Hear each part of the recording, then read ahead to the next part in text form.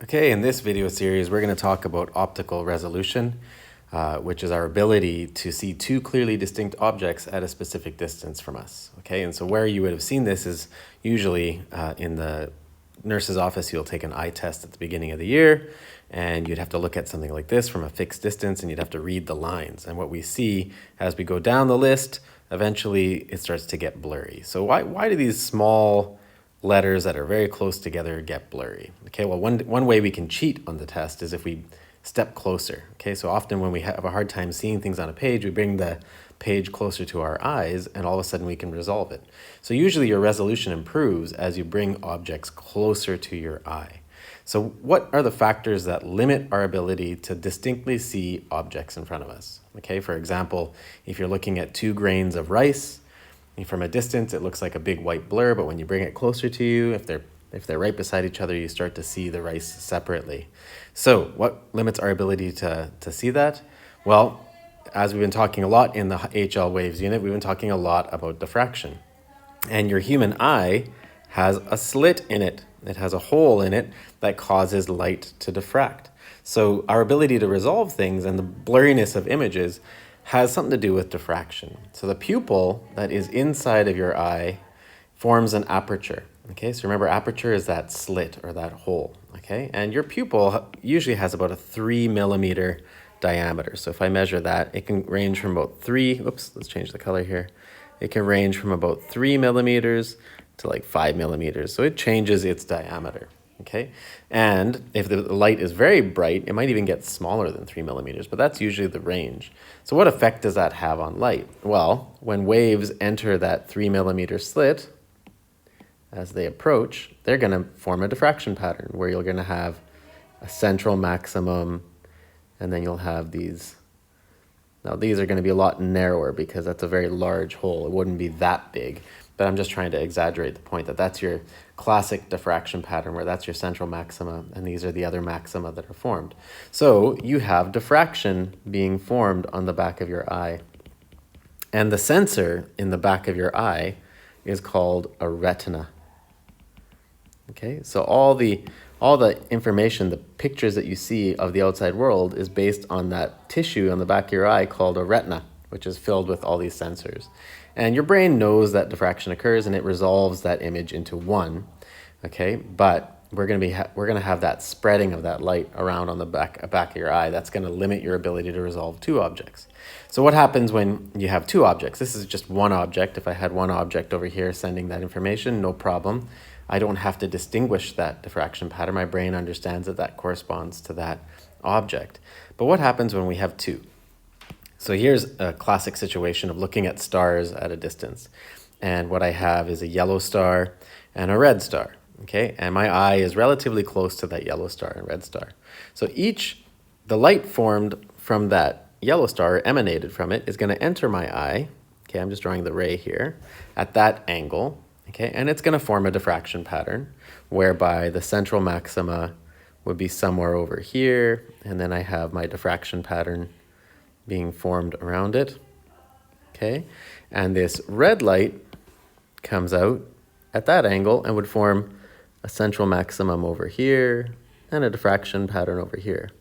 Well, in this situation, these 2 images, this and this, are they're separated by a lot. Okay, and so I would see 2 distinct images because they're very separated. My brain can clearly see both of those patterns separately. But what happens when these 2 images start to get closer together? And that happens when we are farther away from the source. So if I take a look at the light now, you see the angle is going to be a little bit different. So this light is going to end up somewhere over there, and the yellow light is going to end up somewhere over here. And if I draw the diffraction patterns, what we're going to see is overlap. Now that overlap can be a problem. Okay, so if my brain interprets what's in that retina, so this light is now overlapping, and probably what it's going to start to see is an orange spot. Let's see, do I have an orange color in here? Yeah. So what my brain would probably see is an orange spot over here. So my brain wouldn't interpret that there's two separate forms of light coming at it. My brain would interpret that there's one orange spot somewhere over here. It doesn't realize that there's two objects making that light. And that's because those two diffraction patterns, the spreading of that light when it went through my eye, has now caused the diffraction patterns to merge somewhere at the center over here. And my eye cannot resolve. So these images would not be resolved. Okay? Whereas up here, when they're clearly distinct, they are resolved. Okay, that's how we use the term resolution. So those two images are resolved. My brain would see two different objects. Over here, my brain would see this as one, orangish object over here in the center. Okay, and so they are not resolved. All right, so all this is based on observations made by a guy by the name of Rayleigh, and he created a criterion, Rayleigh's criterion, which we're going to talk about more in the next video.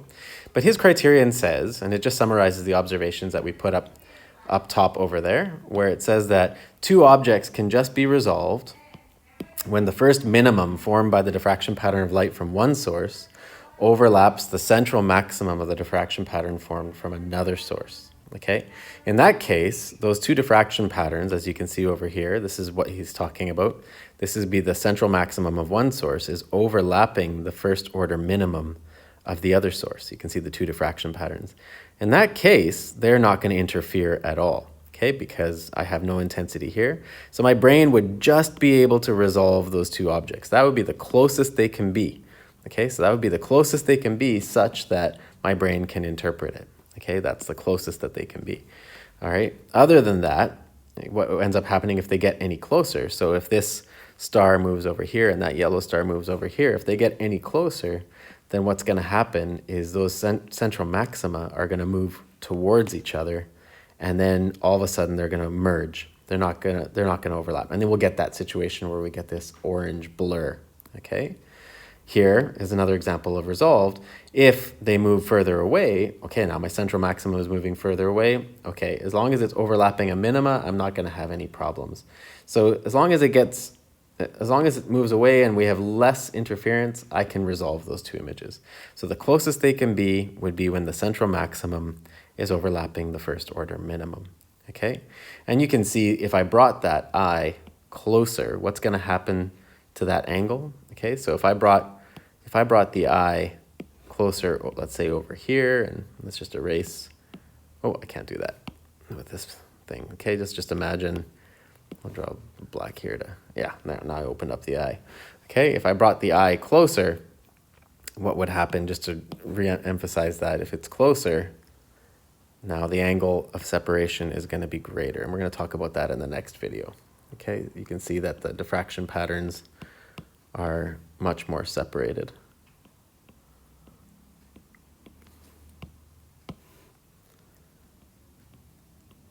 Okay, and in that case I get resolution. Okay, so that's just to emphasize the point. All right, so just a quick review.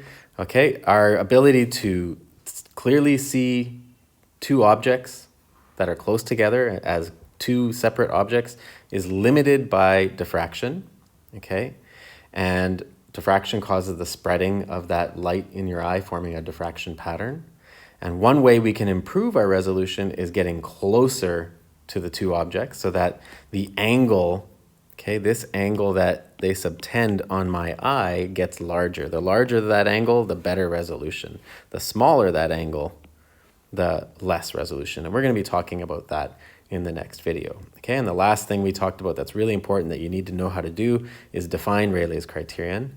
And I'll come up with a little bit better definition based on the formula that you have in your data booklet. But this definition basically states that in order to be resolved, that the two diffraction patterns have to overlap in a specific way.